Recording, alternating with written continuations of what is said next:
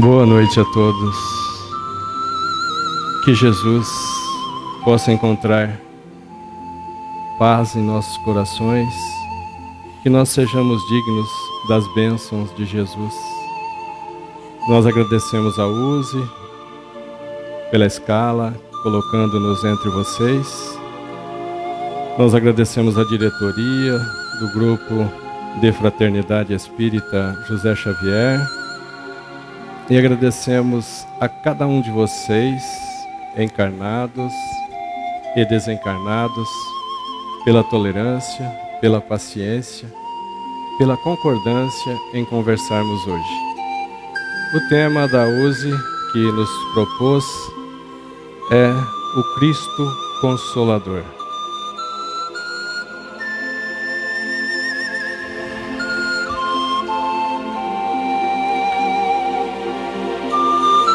Nós vamos nos adaptar aqui. Eu estou acostumado com coisas mais simples.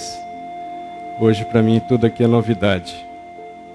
Mas nós gostaríamos de lembrar que Jesus é o governador espiritual do planeta Terra. Antes de nós o conhecermos, antes do planeta Terra ter sido formado, então veja que é coisa de muito tempo. Isso já dá aí mais de 5 bilhões de anos, né? Então realmente, Jesus, o Cristo, sempre consolou a todos. E ainda há pouco lembrávamos disso. Jesus tem sempre uma programação para nós de pelo menos 1000 anos pela frente. Pelo menos 1000 anos já está previsto para nós a nossa caminhada. Jesus nunca se preocupou com quem conversava, Jesus nunca se preocupou com quem o procurasse. Ele sempre consolou. Ele não se preocupava com a sua reputação. Jesus conversava tanto com o criminoso, orientava e consolava tanto o criminoso, como a prostituta, como a mulher adúltera que está aqui. Lembra da passagem em que queriam apedrejá-la? E ele disse: atire a primeira pedra aquele que estiver sem pecado. Então Jesus nunca se preocupou o que iriam pensar dele. Por exemplo, nós às vezes nos preocupamos com o que como as pessoas vão pensar de nós quando nós conversamos com uma mulher adúltera, ou quando nós conversamos com um homossexual, ou quando nós conversamos com um criminoso, alguma pessoa mal vista na sociedade. Jesus não tinha essa preocupação, ele ia para consolar a todos. Ele atendeu ao cobrador de imposto, né? O cobrador de imposto era muito mal visto, porque ele arrecadava imposto dos judeus para entregar para os romanos. Aqui está Mateus, Levi, que depois Jesus o atendeu, o orientou e o consolou de forma tal que Mateus mudou de vida e passou a ser um seguidor de Jesus. Apóstolo Mateus, São Mateus, que escreveu também Evangelhos de Jesus. Aqui o irmão de Mateus, Tiago. Então veja, ele não tinha essa preocupação, conversava com todos. Aqui Barrabás, um agitador criminoso, alguém que queria libertar os judeus do domínio dos romanos, mas queria fazer isso à força. Então, está aqui, Jesus conversou com Barrabás, orientou normalmente, mas Barrabás queria resolver mesmo na força bruta, né? Ô Mário, depois você abaixa um pouquinho o som, que eu gosto de falar mais alto. Aqui Jesus atendeu também o ladrão Dimas. Quer dizer, mesmo no momento da cruz, ele ainda orienta, atende e consola. No caso, o ladrão Dimas. Aqui Jesus não teve a menor preocupação, o menor receio, o menor medo de conversar com o centurião romano, Décius. Décius havia procurado Jesus porque um dos seus servos, um dos seus funcionários, que era tido mais como um filho, estava doente. E Jesus, como havia já curado várias pessoas, Décius vai lá procurar Jesus. Veja, um romano procurando um judeu. E Jesus atende. E Jesus pergunta para Décius: quer que eu vá à sua casa? E Décius diz: não, não é necessário. Basta uma palavra sua e o meu servo será curado. Porque Décius também tinha um comando de um exército. Bastava que ele dissesse para um dos soldados: vá e faça isso e faça aquilo, ele ia e fazia mesmo. Então Décius tinha muita fé, tanto é que o seu servo foi curado, né? Logo de imediato, conversando com Jesus, já vem notícias de que seu servo estava bem. Quer dizer, Jesus na verdade consolou e atendeu a todos que o procuraram, todos. Ele está aqui no meio da multidão, atendeu a todos. E atende a cada um de nós, né, gente? Quando perguntaram para Jesus: você vai na casa daquele cobrador de imposto, aquela pessoa de má vida, Mateus Levi? Ele disse: eu irei em todos os lugares onde eu for bem-vindo. Ou seja, se nós dermos boas-vindas também a Jesus em nossas casas, Ele também adentrará em nossas casas e fará morada em nossas vidas. Isso é o que importa para nós, né? E esse assunto que nós vamos comentar hoje está na Bíblia. Quem gosta de ver na Bíblia, o Cristo Consolador, está no Evangelho de Mateus, que é o mesmo Mateus Levi, capítulo 11, e está também no Evangelho de João Evangelista, né? Claro que isso também está no Evangelho segundo o Espiritismo, não saiu da nossa cabeça, nós simplesmente falamos as coisas sobre Jesus, mas no Evangelho segundo o Espiritismo, no capítulo 6, o Cristo Consolador, né? O Cristo Consolador, e esses assuntos, provavelmente a gente vai falar um pouco deles. Veja, o jugo leve, o jugo significa uma obediência. Então Jesus diz assim: vinde a mim, todos vós que andais em sofrimento. Olha que interessante, Jesus convida: venham todos a mim, todos que andais em sofrimento. Veja que ele não chama uns ou só outros, ele não diz venham estes ou venham aqueles, venham todos, venham a mim, todos vós que andais em sofrimento. Ele também não perguntou qual era o tipo de sofrimento, se é isso ou aquilo, se é decepção, se é desilusão, se é dor. Venham a mim. Isso é válido, isso é atual também para nós hoje, viu, gente? Vamos a Jesus, todos nós que andamos em sofrimento e nos achamos carregados, e Jesus nos aliviará. E ele continua dizendo: tomai sobre vós o meu jugo, a minha influência, une-se a mim, e aprendei de mim que sou brando e humilde de coração, e achareis repouso para as vossas almas. Veja que maravilha, se a gente se conecta a Jesus, se a gente convive com Jesus, se a gente se alinha à lei de Deus, que Jesus veio trazer, normalmente nós já encontramos repouso para as nossas almas.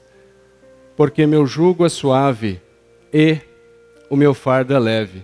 A união com Jesus é suave, e aqui eu diria, todo fardo, toda dificuldade com Jesus se torna leve, se torna possível a caminhada. Porque veja, aquele que não tem fé, por si só ele já tem um sofrimento a mais em relação aos outros. Aquele que não tem fé não enxerga o final do sofrimento. Ele não enxerga uma luz no final do túnel. Isso é um acréscimo de sofrimento. Aquele que não tem fé sofre o que os outros sofrem e mais, porque ele não percebe que o sofrimento tem fim, né? Então Jesus faz esse convite para todos nós, e isso é muito importante em nossas vidas. Isso faz lembrar também que Jesus estava sempre abençoando as crianças. Eu gosto de lembrar pelo seguinte: às vezes as pessoas estão colocando Jesus numa situação, colocando obstáculos entre nós e Jesus. isso não é verdade, algumas pessoas poderão dizer, mas eu não sou digno, eu não mereço estar com Jesus. Eu não sou digno de Jesus, também digo, mas esse não é o problema, porque Jesus atende a todos, desde o criminoso, o ladrão, a prostituta, a mulher adúltera. Com certeza Ele nos atenderá, nós que já temos esforço em nos aderir, nos obedecermos à lei de Deus. Então isso é uma coisa que a gente deve sempre procurar, o auxílio em Jesus, Jesus em nossas vidas. Isso realmente muda a maneira como a gente encara e as dificuldades são diminuídas, se tornam leve as dificuldades e todos os fardos, né? Isso vale para todos os sofrimentos, todos.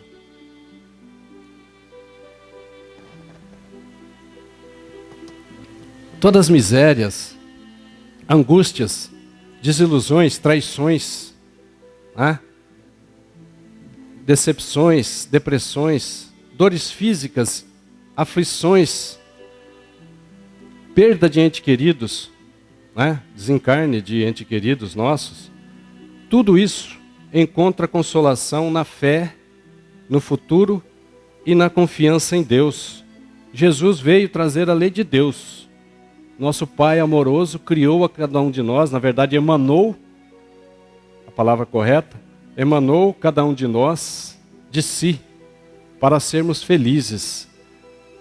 Se nós buscamos a dor, é por livre e espontânea vontade. Se nós buscamos ser infeliz, a opção, a escolha é nossa. Deus nos criou para sermos felizes. E só existe uma lei capaz de harmonizar infinitas criaturas, que é a lei da caridade, a lei de amor.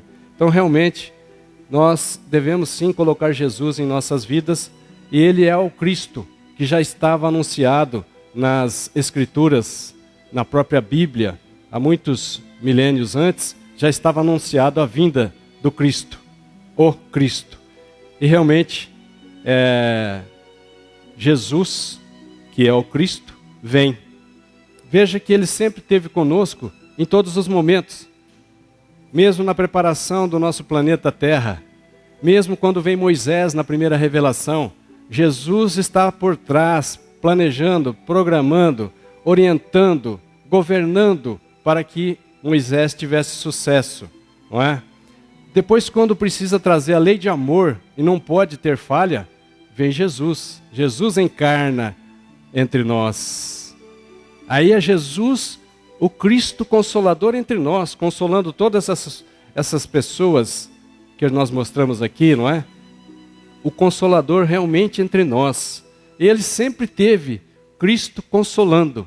Antes, depois, durante o período em que Ele esteve entre nós, até 33 anos, quando Ele é crucificado, sempre consolando. E realmente continua consolando até hoje, né? Só que, para consolar tanta gente sobre a superfície da Terra, 7 bilhões de pessoas, é muito mais prático, muito mais eficiente Ele nos consolar do plano espiritual. Assim Ele pode estar conosco, com cada um de nós, em todos os lugares, em todas as pessoas em torno do planeta Terra. Mas então, Jesus continua ainda sendo Cristo Consolador, né? De todos, né, em torno do nosso planeta Terra, que é o nosso governador. Isso aqui tem vez que ele não quer ir, mas agora vai. Então Jesus coloca uma condição à sua assistência. Ele nos assiste. Jesus nos consola, mas Ele coloca uma condição para a gente ser assistido e a felicidade que promete aos aflitos. Ele coloca uma condição. Não é difícil de fazer, Ele não pede para atravessar o Rio Paraná nadando, não. Ele não pede para remover montanhas. Não, Ele pede simplesmente obediência e exercício da lei de amor, que é a lei de Deus. Aqui na lei de amor, nós temos várias leis menores. A própria fé, a lei de humildade, a lei de caridade, sabe? Essa benevolência com as pessoas, não ser exigente com as faltas alheias, a misericórdia, o perdão, aqui dentro da lei de amor. Ou seja, Em resumo, amar a Deus sobre todas as coisas, mais do que as outras coisas. E amar ao próximo como a si mesmo. Já se entende, já está claro que ele sabe que nós nos amamos. E o limite de amar ao próximo é o tanto que a gente ama a si mesmo. É bastante, é para amar bastante. Então, essa empatia, né? Sentir o que o outro está sentindo, esse exercício nós temos que fazer, para quê? Para ser feliz. Então, justifica o esforço para ser feliz. Então, ele também, sabendo que ele iria à cruz, veja, que coragem. Vir num mundo de expiações e provas, que já foi pior há 2000 anos, vir sabendo que ele iria à cruz. Vir sabendo que toda essa dificuldade, que ele seria cuspido no rosto, que seria insultado, que seria chicoteado, que seria julgado de forma injusta, que seria condenado de forma injusta também, sabendo que ele iria à cruz, ele veio até nós. Para ganhar o quê? Nada material. Veio só por amor. Isso é fantástico, isso é maravilhoso. Alguém tem uma coragem de dar a vida para orientar, para mostrar o caminho da verdadeira vida, como ele fez.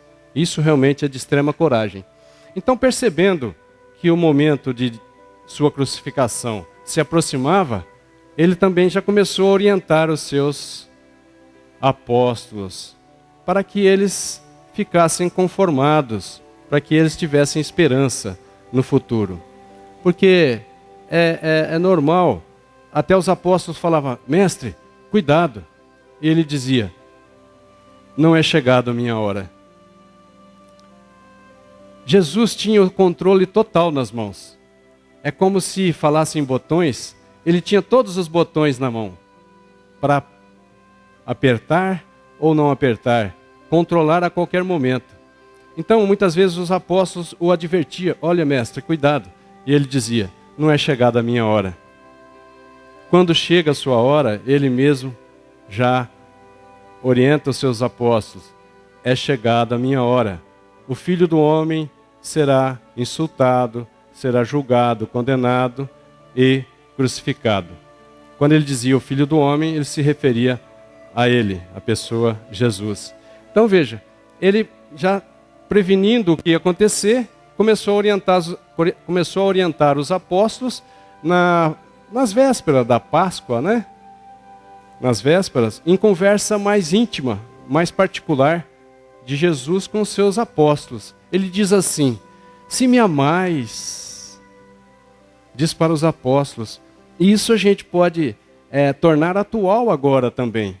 Se nós amamos Jesus, guardamos os seus mandamentos, os seus ensinamentos.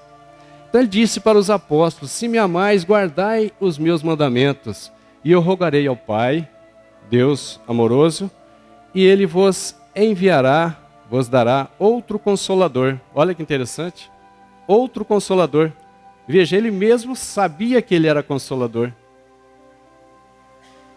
E ele pediria ao Pai, Deus, para que desse outro Consolador, para que fique eternamente convosco o Espírito de verdade, a quem o mundo não pode receber. Imagina, 2000 anos atrás, nós não tínhamos capacidade de compreender o que seria um espírito. Hoje, nós que somos poucos, os espíritas, temos noções de como é o espírito e aceitamos o espírito e aceitamos a reencarnação. Imagina 2015 anos atrás, né? Então, ele diz, para que fique eternamente convosco o Espírito de verdade, a quem o mundo não pode receber. Não conseguia compreender, não conseguia sentir, não conseguia conceber o Espírito de verdade, a quem o mundo não pode receber. Não estávamos preparados, porque não o vê nem o conhece. Mas vós o conhecereis, o Espírito de verdade, porque ele ficará convosco e estará em vós. Mas o Consolador, que é o Espírito Santo, a quem meu Pai enviará em meu nome, vos ensinará todas as coisas. Olha que interessante. Mas Jesus não ensinou todas as coisas?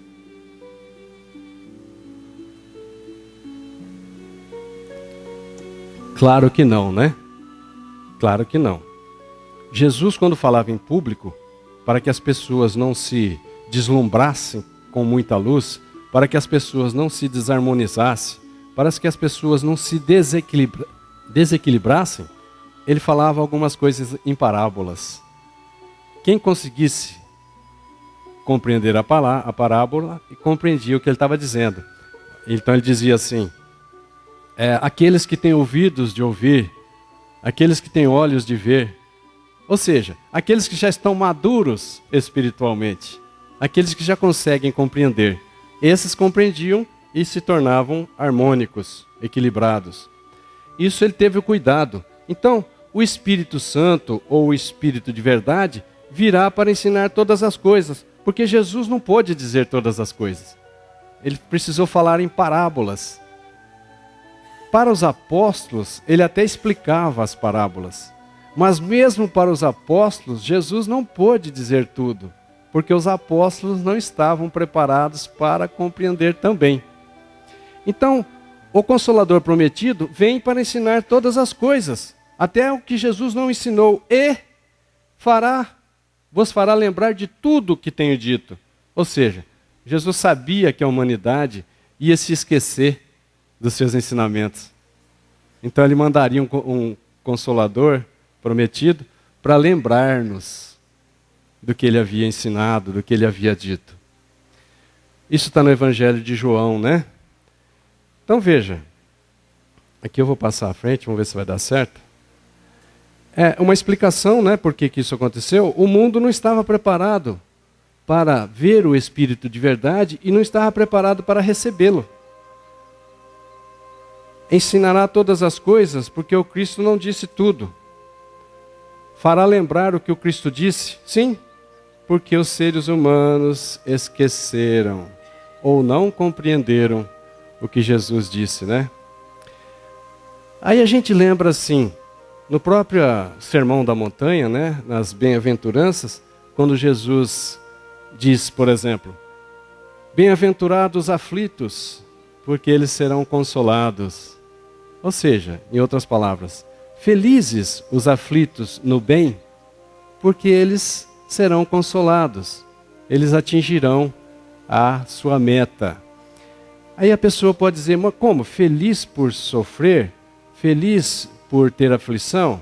Sim. Isso vai ficar mais claro agora, quer ver? Se eu pegar bem-aventurados aflitos no bem, olha, reconstruindo onde destruíram.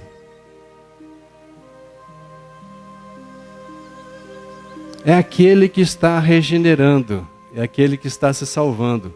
É aquele que tem aflição, mas uma aflição que está buscando o bem. Porque existe muitos aflitos. Aflitos na busca de mais poder, aflitos na busca de mais dinheiro, do supérfluo, aflitos na busca do luxo. Esses aflitos não serão consolados. Os aflitos no bem, sim, serão consolados. Então, bem-aventurados os aflitos no bem, consertando onde estragaram, devolvendo onde tomaram, onde roubaram.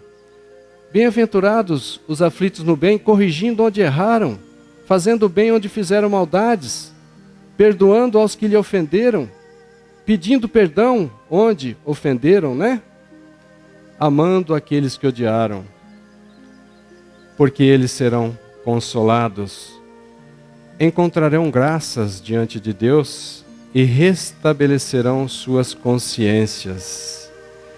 É uma conscientização constante em que a gente vai perdoando ao próximo, e é perdoando é que nós seremos perdoados, mas é à medida que nós vamos perdoando ao próximo, nós vamos nos sentindo dignos do auto-perdão.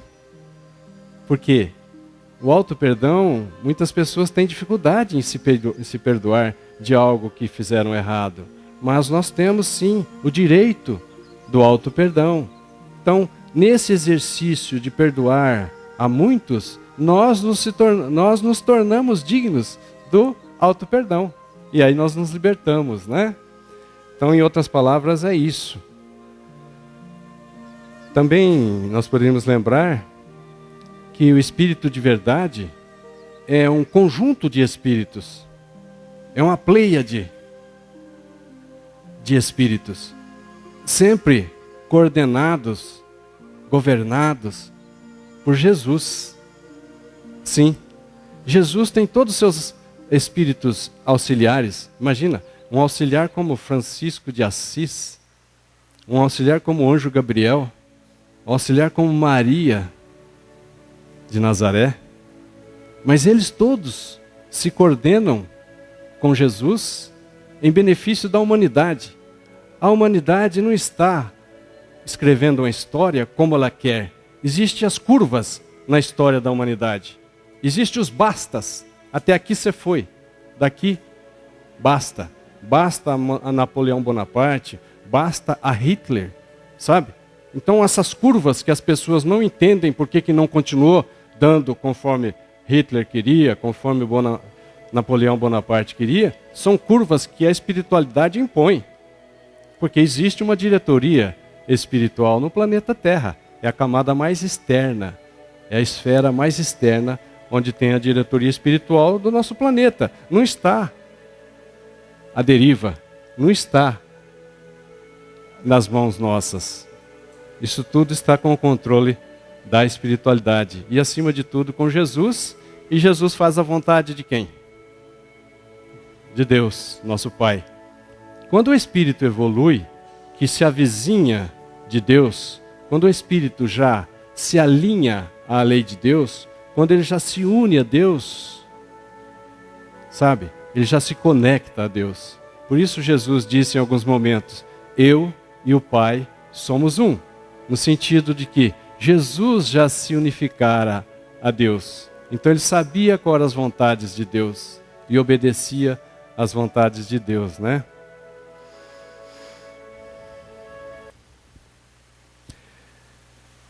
Então veja, para que continuasse a humanidade evoluindo moralmente, conscientizando-se e a ciência trazendo apoio, passaram-se aí quase 2000 anos. Aí em 1850, nessa época, 1850, aconteciam mesas girantes, tanto na Europa como nos Estados Unidos, mesas girantes, paredes que falavam. Isso era uma maneira do plano espiritual chamar a atenção de nós encarnados, através da visão, através da audição, de que existia algo mais, além do corpo físico. Era para revelar o Consolador prometido, que é espiritual, não é material. Então, para que se percebesse que existia o plano espiritual, ocorre todas essas manifestações. Veja esse vídeo rapidinho, ó. Toque, toque, toque, toque, toque. Pelas batidas as paredes falaram. E na Europa até as mesas giraram pra lá e pra cá. Apontando as letras do alfabeto. Ora no chão, ora no ar. Toque, toque, toque, toque, toque. Pelas batidas as paredes falaram. E na Europa até as mesas giraram pra lá e pra cá. Apontando as letras do alfabeto. Ora no chão, ora no alto, no teto. Formando frases, respondendo às questões. Quem é que estava por trás disso? Alguém se preocupou com isso e começou as suas investigações. E descobriu que aquele jeito esquisito foi a maneira que então os espíritos usaram pra chamar sua atenção. Foi assim que a observou como é que tudo acontece no intercâmbio entre nós e o além. Desenvolveu aquela nova ciência com muito estudo, muitas experiências, que o seu livro dos médiuns mostra bem. Agora pela voz, pela caneta, não é preciso mais usar a prancheta, pois até mesmo pela intuição, nossos amigos espirituais. Então veja, a espiritualidade queria se manifestar, queria, a pedido de Jesus, trazer consolo. Mas como, se a gente não admitia que existia os espíritos? Então os próprios espíritos vêm, na sua originalidade, mostrar que eles existem. E aí entra os espíritos inferiores, os espíritos batedores, que foi permitido, foi fase na história da humanidade. Foi permitido que eles se manifestassem com o objetivo de chamar a atenção de que existe o lado espiritual.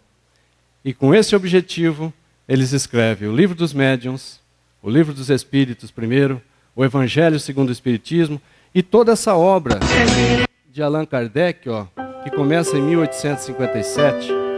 Allan Kardec produziu fantasticamente em pouco tempo, mas ele estava preparado para isso.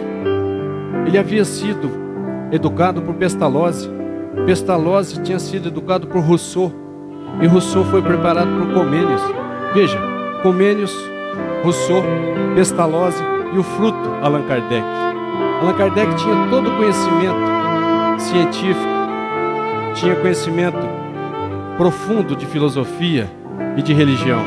Era alguém que estava preparado para fazer todo esse trabalho que fez.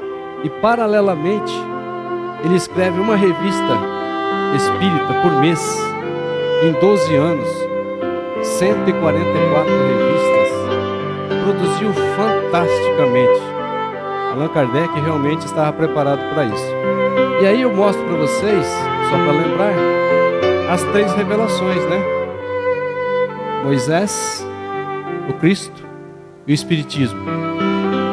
Moisés,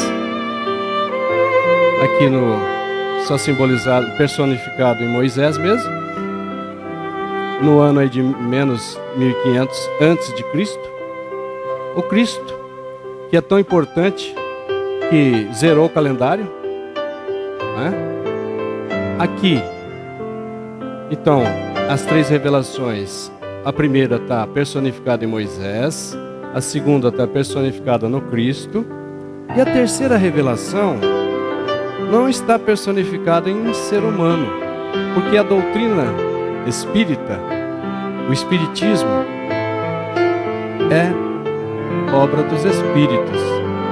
Então aqui não é uma pessoa que está personificando, mas todos os espíritos do Espírito de verdade, daquele conjunto de espíritos encarregados de trazer o consolo, continuar trazendo consolo em nome de Jesus.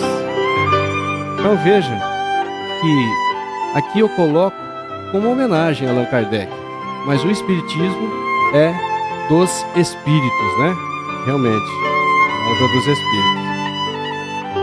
Tá, passemos à frente para mostrar que houve uma necessidade, uma evolução moral entre a primeira, a segunda e a terceira revelação, de forma tal que o Espiritismo não poderia vir antes de Moisés,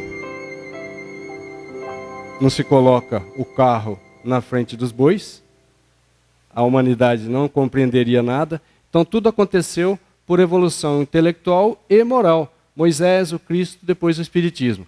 E isso, naturalmente, é uma conscientização, é necessário essa conscientização para que ocorra tudo isso.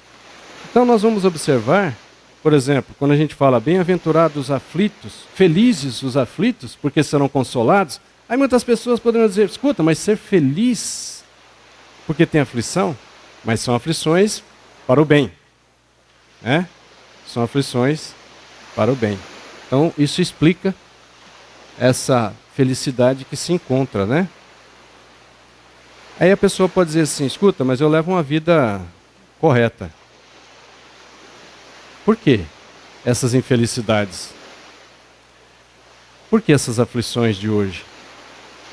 Sabe, muitas aflições a gente percebe que é fruto de como nós conduzimos esta reencarnação. Por exemplo, alguém que fuma adquire uma doença pulmonar. Alguém que faz uso do álcool adquire uma doença, cirrose ou outras doenças relacionadas ao álcool. Então essas aflições são de nossa própria reencarnação. Então dá para perceber que as aflições são justas, porque Deus é justo. Agora, quando não se percebe essas aflições que eu tenho hoje, que nós temos agora, e a gente não consegue ver nesta reencarnação, são aflições em que as causas estão em vidas anteriores, em reencarnações anteriores. Mas todas as nossas aflições, todas as nossas dores, todas as nossas decepções são justas. Não dá para colocar a culpa em ninguém. Fomos nós que fizemos nesta ou em outras vidas essa barbárie conosco mesmo, né? E o Espiritismo sempre vai nos dando essa condição de que a gente vai dando menos valor às coisas materiais e mais valor ao mundo espiritual, né? Cristo Consolador, que realmente é o tema nosso. E a gente vai observando que o Espiritismo ele se enquadra como o Cristo Consolador. Porque agora é atender a muitos simultaneamente sobre a terra. Isso tudo governado por Jesus no plano espiritual. Veja que o Cristo Consolador não podia deserdar outras religiões. Claro que aqueles que estão no Espiritismo e aceitam o Espiritismo são beneficiados por isso. Mas hoje a gente observa também que tem consolo, que o Cristo está consolando em todas as religiões. O Cristo consola em todas as religiões. Hoje as outras religiões estão se espiritualizando. Não estou dizendo que elas estão se tornando religiões espíritas, porque isso é apenas partido religioso. E partido por partido, já está quebrado mesmo, nós temos que nos livrar dessas mentalidades fechadas. Jesus, em nome de Deus, o Cristo, em nome de Deus, consola a todos, em todas as religiões. Nós vamos observar que existem médiuns hoje, médiuns no catolicismo. E eles fazem o terço, e durante o terço ele vem intuído, ele tem as inspirações, ele é um médium, e ele fala, fulano de tal, você pode fazer a cirurgia que vai dar tudo certo, fulano de tal, fulana, sabe? O que você precisa é mais calma. Então, ele é um inspirado. Mas não podia ser diferente, porque um pai na terra, não deserda filho nenhum, um pai normal. E Deus, Pai amoroso, cuida de todos nós. E Jesus continua sendo o Cristo Consolador, agora no plano espiritual, né? Eu queria mostrar para vocês que tem essa mensagem no Livro dos Médiuns, no capítulo 31, item 9, assinada por Jesus de Nazaré. Olha que interessante. Veja como Jesus não está tão longe de nossas vidas. E a mesma mensagem está no Evangelho segundo o Espiritismo, capítulo 6, o Cristo Consolador, item 5. Quem assina é Espírito de Verdade. Então fica claro, ó, que Espírito de Verdade é um conjunto de espíritos coordenados por Jesus. E a mensagem, gente, olha, não desencarnem sem reler essa mensagem, se possível hoje. Evangelho segundo o Espiritismo, capítulo 6, o Cristo Consolador. Vou tirar um pedacinho da mensagem aqui, ó. Venho como antigamente entre os filhos perdidos de Israel, trazer a verdade e pôr fim às trevas. Trazer a verdade e por fim às trevas. Escutai-me. O Espiritismo, tal como antigamente minha palavra, deve lembrar aos incrédulos que acima deles reina uma verdade soberana, o Deus bom, o grande Deus que faz germinar a planta e ergue as ondas. Veja que maravilha, né?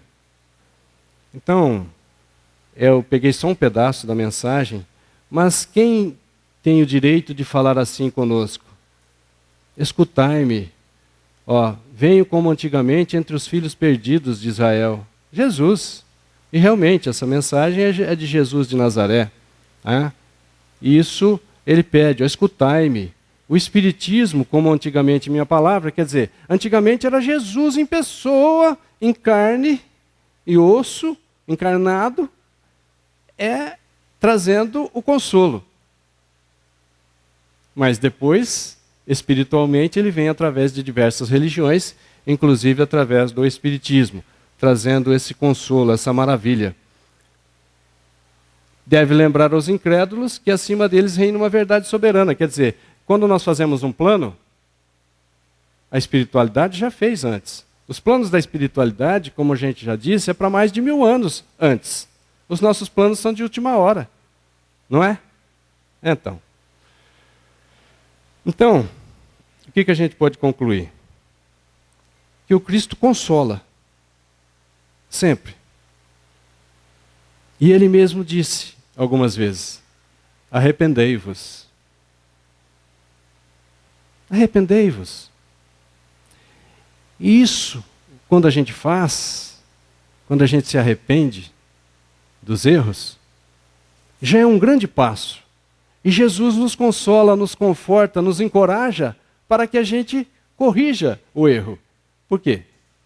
Arrepender do erro é um grande passo. O próximo passo é corrigir o erro. Reconhecer que temos defeitos. Ou será que ninguém tem defeito? Nós estamos encarnados porque somos doentes da alma. As doenças do corpo físico são doenças da alma que materializam no corpo físico, se a gente descuida. Então, reconhecer que temos defeitos. Defeitos como o ódio, a falta de fé, o orgulho, o egoísmo, são defeitos. Então, tem pessoas que não reconhecem que tem esses defeitos. Às vezes ele é muito orgulhoso, mas não reconhece que tem esse defeito. Ora, se já tem esse defeito e reconhece, é um grande passo. O próximo passo é corrigir esse defeito. Se é orgulhoso, busca simplicidade. Busca ser humilde. Jesus disse, o reino dos céus é para aqueles que se aparentam, se assemelham às crianças. O reino dos céus é para os humildes. Não é? Então a gente vai entendendo essas coisas. Admitir que temos vícios. Ou será que ninguém tem vício aqui, só eu? Então os vícios são vários. O vício da gula, da maledicência, falar mal do próximo. O vício do cigarro. O vício do álcool. Reconhecer, admitir que tem o vício. Porque muitos têm, mas não admitem. Por exemplo, se você fala assim, por que você não larga de fumar? A pessoa responde assim, não, eu não tenho vício do cigarro. Eu fumo por esporte. E por esporte, ele adquire um câncer de pulmão. Por esporte, ele adquire várias doenças pulmonares. Ora, então ele não está admitindo que tem o vício. Bom, admitiu, vamos corrigir. Se não corrigir agora, por exemplo, o vício do cigarro, vai desencarnar com o vício. E o que é desagradável e triste é que continua com vontade de fumar, continua com o vício. Aí se aproxima do encarnado que fuma para vampirizar as suas energias. Como que o encarnado fumando e o desencarnado vem para se satisfazer com aquelas emanações fluídicas que o fumante exala. Então, admitir que tem o vício é um grande passo. Corrigir é um outro passo bom. Admitir que tem o vício do álcool, por exemplo, só para a gente frisar que realmente tem pessoa que não admite que tem um vício. Se você falar assim, por que você, principalmente espírita, né, gente? Por que você, sendo espírita, você bebe? Aí a pessoa responde, não, eu não tenho vício do álcool. Eu bebo socialmente. E socialmente ele não consegue largar. E socialmente ele traz fluidos desagradáveis. Se for da passe, pior ainda. Então são situações que as circunstâncias e o próprio Consolador, o Cristo Consolador, vai nos conduzindo à melhora. E realmente a gente tem que caminhar nessa direção. Então o Cristo consola sim, se a gente nos permitir que Ele entre em nossas vidas. Cristo consola se a gente der boas-vindas a Ele em nossas casas, em nossas vidas. Né? Então, em resumo, buscar as virtudes. Buscar as virtudes como a humildade, a fé, a caridade, a benevolência, a indulgência, a misericórdia, o perdão. Buscar essas virtudes.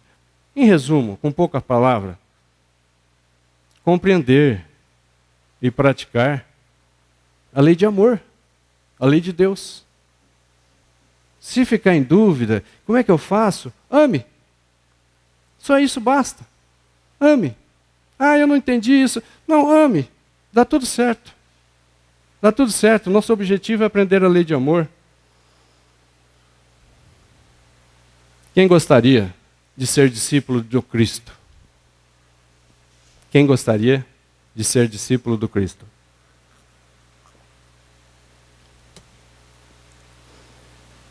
Todos, né?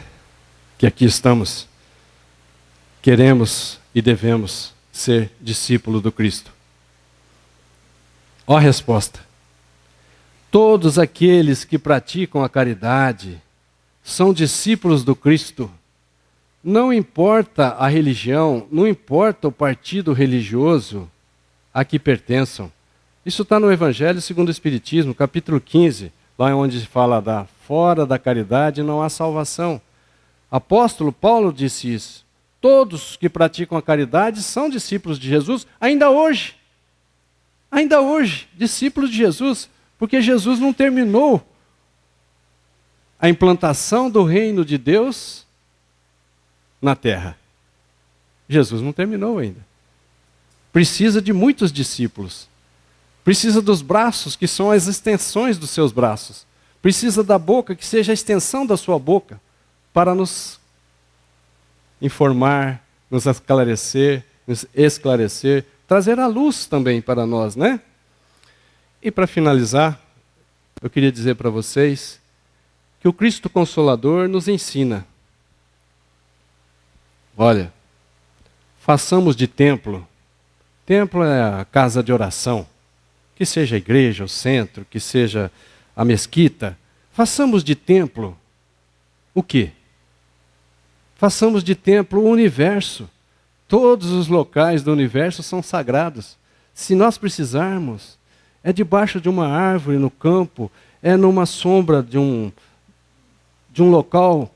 Nós pedimos a Deus e Ele nos acolhe, nos consola. Jesus vem, o Cristo nos consola. Então, façamos de templo, casa de oração, universo. Não é que a gente consiga orar só aqui dentro, não. Todos os lugares nós podemos orar. Todas as vezes que vamos fazer uma atividade nova, pedimos a Deus a inspiração para que a atividade se realize de forma correta, que nos proteja, que nos oriente da forma adequada. Façamos de altar. Era muito comum antigamente as pessoas se preocuparem em construir um altar de forma luxuosa, de forma, bonita. Façamos de altar o quê? A consciência. Porque onde estivermos, a nossa consciência estará. Se a nossa consciência estiver tranquila, harmônica, estamos no céu. Se nós estivermos com remorso, com arrependimento, nós nos sentiremos no inferno, em qualquer lugar. Então veja, façamos de altar a consciência, façamos de imagem. Os espíritas têm isso que eu acho maravilhoso, já não tem imagens, já não tem estátuas. Ótimo, façamos de imagem modelo e guia. Quem? Jesus. Nosso Cristo Consolador. É o nosso modelo e guia. Para fechar, façamos de lei. Só no Brasil tem milhões de leis. Nenhuma deu certo. A pessoa escapa daqui, escapa dali, burla a lei, engana a lei, das mais variadas formas. Façamos de lei que vai dar certo em Três Lagoas. Uma lei que vai dar certo no estado do Mato Grosso do Sul, no estado de São Paulo, no Brasil inteiro. Olha, tem que ser uma baita de uma lei muito poderosa. Façamos de lei a lei que é capaz de harmonizar infinitas criaturas, não só no planeta Terra. Capaz de harmonizar, trazer felicidade para infinitas criaturas. Façamos de lei a caridade. Realmente, aqui fecha. É isso que eu queria mostrar para vocês, em função do tempo. Nós ficamos à disposição, não sei se tem perguntas. Não? Então, próximo passo, que vocês já estão livres de mim. Foi um prazer estar com vocês.